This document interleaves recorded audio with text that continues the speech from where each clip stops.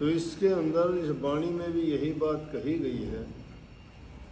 हम अगर परोपकार सीख जाएं, परहित सीख जाएं, सर्वजन हित की सुख की कामना करें, बातें करें और उनकी सुधार की और सुख के लिए कामना करें, तो हमें उसके बदले में अपने आप सुख मिले। अच्छा काम करने से इंसान को सबसे बड़ा जो तोहफा और इनाम मिलता है वो उसकी अंतर आत्मा ही उसको दे देती है। वो नेक काम करके मन में उसको प्रसन्नता होती है, समझो कि प्रभु की कृपा उतर के आती है, उसको आशीर्वाद बख्शती है।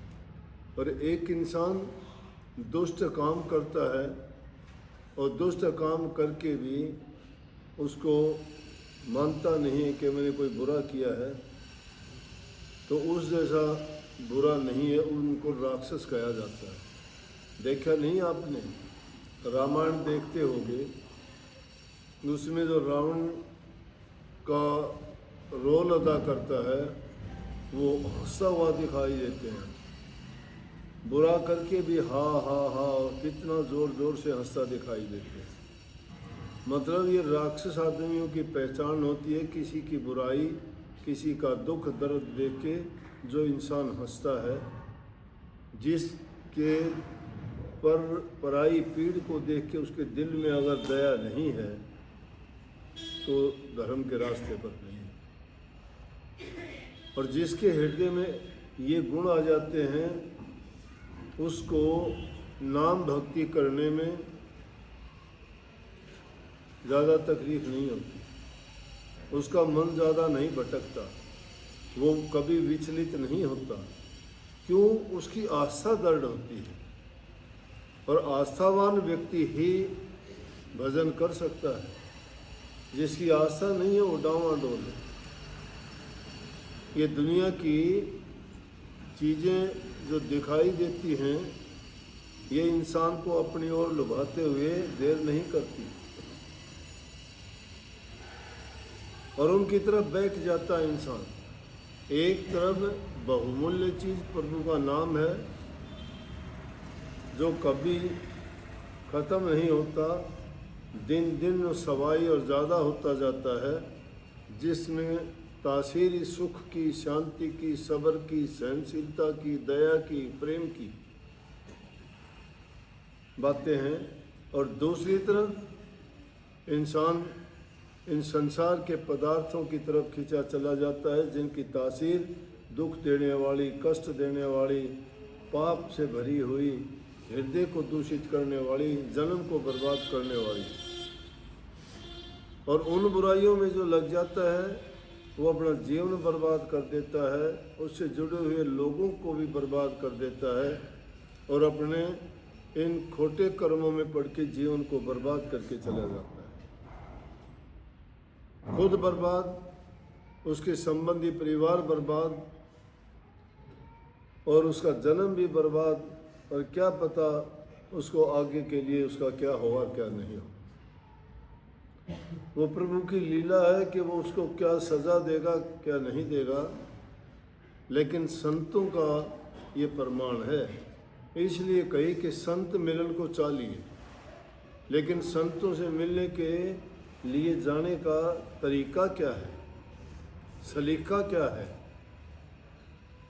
किस ढंग से जाएं उनके पास। उनके पास जाओ तो किसी प्रकार का मन में अभिमान नहीं होना चाहिए,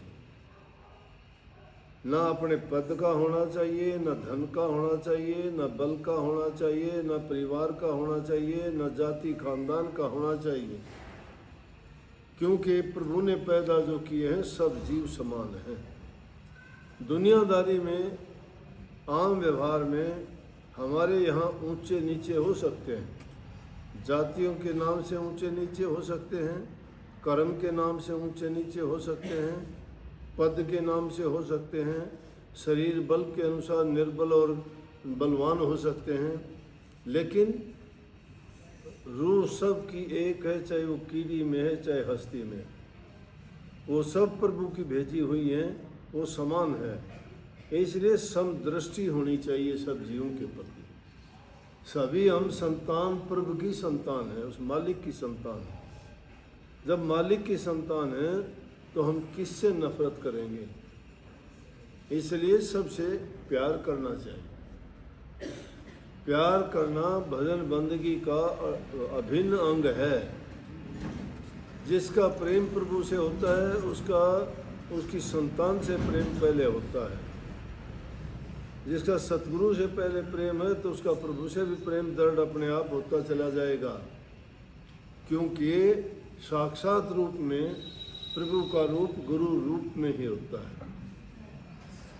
प्रभु के दर्शन सीधे आज तक किसी ने नहीं किए, गुरु माध्यम है और गुरु के माध्यम से ही वहाँ पहुँचा जा सकता है। गुरु जिसके पास नहीं है तब तक वहाँ नहीं पहुँचा जा सकता। कोई दुनिया में ऐसा आज तक हुआ ही नहीं कि बिना गुरु के पहुँचा हो।